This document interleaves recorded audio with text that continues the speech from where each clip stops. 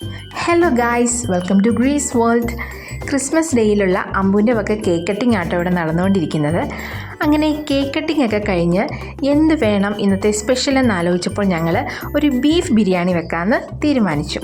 അങ്ങനെ രഞ്ജിത്തണ്ണനാണ് special beef biryani ഉണ്ടാക്കുന്നത്. എങ്ങനെയാണെന്ന് നോക്കിയാലോ, ലെറ്റ്സ് ഗോ.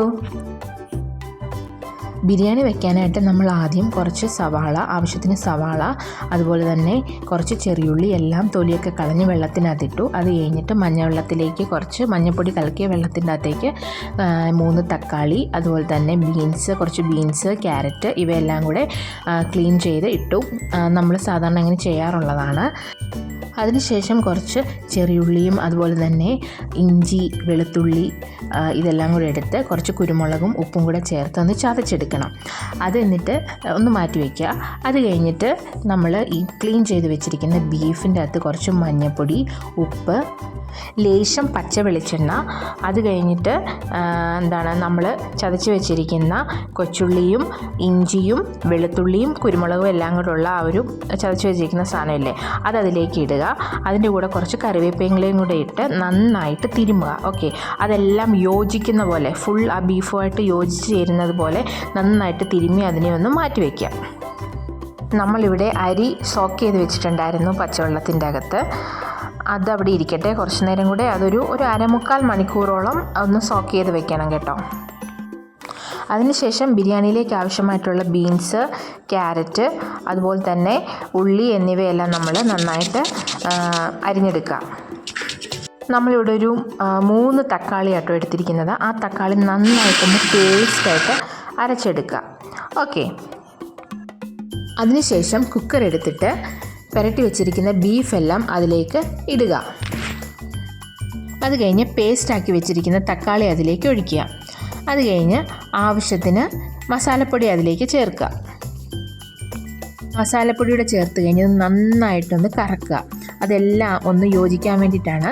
അത് കഴിഞ്ഞ് നമ്മൾ കുക്കർ അടച്ച് വെച്ച് ഒരു 5 വിസിലോളം ഒന്ന് വേകട്ടെ. ഓക്കെ, ബീഫ് വെന്ത് വരുമ്പോഴേക്കും നമ്മൾ തിന്നായിട്ട് അരിഞ്ഞു വെച്ചിരിക്കുന്ന സവാള, ബിരിയാണിയിലേക്ക് ആവശ്യമായിട്ടുള്ള സവാള ഒന്ന് നെയ്ക്കകത്തിട്ട് വറുത്തെടുത്തു. ഇപ്പം ഒരു 5ാമത്തെ വിസിൽ ഇവിടെ വന്നിട്ടുണ്ട്. അത് നമ്മൾ തീയൊക്കെ ഓഫ് ചെയ്തിട്ട് നമ്മളിപ്പോൾ എണ്ണയ്ക്കകത്തിട്ട് കുറച്ച് സവാള, നമ്മൾ അരിഞ്ഞു വെച്ചിരിക്കുന്ന സവാള, പച്ചമുളക്, ഉപ്പ് എന്നിവയെല്ലാം കൂടെ ചേർത്ത് നമ്മൾ നന്നായിട്ട് ഇളക്കി ഒന്ന് വഴറ്റിയെടുക്കാം. ഓക്കെ, ബിരിയാണി റൈസിന് ആവശ്യമായിട്ടുള്ള വെള്ളം അടുപ്പിൽ വെച്ച് ചൂടാക്കുക. അത് ചൂടാവുന്ന മുറയ്ക്ക് കാന്താരി, അതുപോലെ തന്നെ കറുവപ്പട്ട, ഗ്രാമ്പൂ, ഏലക്ക മുതലായവയെല്ലാം അതിലേക്ക് ചേർക്കുക. അത് കഴിഞ്ഞ് തിള വന്നതിന് ശേഷം കുറച്ച് നെയ്യും ഒഴിച്ച് ഉപ്പിട്ട് നമ്മൾ ആ റൈസ് അതിലേക്ക് ഇടുക. സോക്ക് ചെയ്ത് വെച്ചിരിക്കുന്ന റൈസ് അതിലേക്ക് കോരിയിടുക. അത് നമ്മൾ എന്നിട്ട് അടച്ച് വെക്കാതെ ഒരു 10 മിനിറ്റോളം, 10-15, അത് ഡിപ്പെൻസ് ഓൺ അരിയാണ്, ഒരു 10-15 മിനിറ്റോളം നമ്മൾ ഇടയ്ക്കൊന്ന് നോക്കുക അത് വെന്തോ ഇല്ലയോ എന്നുള്ളത്, ഒന്ന് വേവിക്കുക. ഓക്കെ, അരി ഒന്ന് ചെറുതായിട്ട് തിള വരുമ്പോഴേക്കും നമുക്ക് കുറച്ച് മല്ലിയില അതിലേക്ക് ഇടാം. നമ്മളിവിടെ 5 വിസിലൊക്കെ വന്നിരിക്കുന്ന ബീഫിനെ പുറത്തെടുത്തിട്ടുണ്ട്. അത് നന്നായിട്ട് തന്നെ വെന്തിട്ടുണ്ട്. നമ്മുടെ അരിയും ഇവിടെ നന്നായിട്ട് വെന്ത് തിളച്ച് വരുന്നുണ്ട്. അപ്പോഴേക്കും നമുക്ക് ബാക്കി വെച്ചിരിക്കുന്ന, നമ്മൾ അരിഞ്ഞു വെച്ചിരിക്കുന്ന കുറച്ച് വെജിറ്റബിൾസ് ഉണ്ടായിരുന്നല്ലോ, ബീൻസ്, ക്യാരറ്റ് എന്നിവ, അതെല്ലാം അതിലേക്ക് ഇടുക.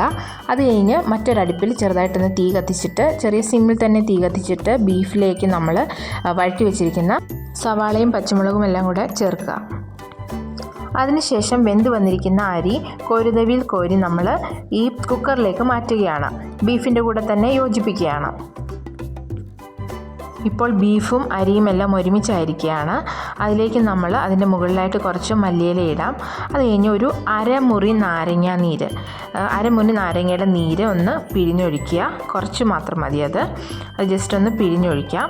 അതെല്ലാം കഴിഞ്ഞ് നമ്മൾക്ക് ഇതിനെ ഒന്ന് അടച്ചു വെച്ച് ജസ്റ്റ് ഒന്ന് ആവി കയറ്റിയെടുക്കാം. അതിനുശേഷം അതിലേക്ക് നമ്മൾ വറുത്ത് കോരി വെച്ചിരിക്കുന്ന സവാള മുകളിലായിട്ടിടാം. അങ്ങനെ ഫൈനലി ടേസ്റ്റി ആയിട്ടുള്ള ബീഫ് ബിരിയാണി ഇവിടെ റെഡി ആയിരിക്കുകയാണ്. നല്ല അടിപൊളി ടേസ്റ്റി ബിരിയാണി ആയിരുന്നു. ഇതെല്ലാവരും ട്രൈ ചെയ്ത് നോക്കണം കേട്ടോ. അപ്പോൾ thank you so much for watching this video. Please like, share and subscribe my channel. Thank you.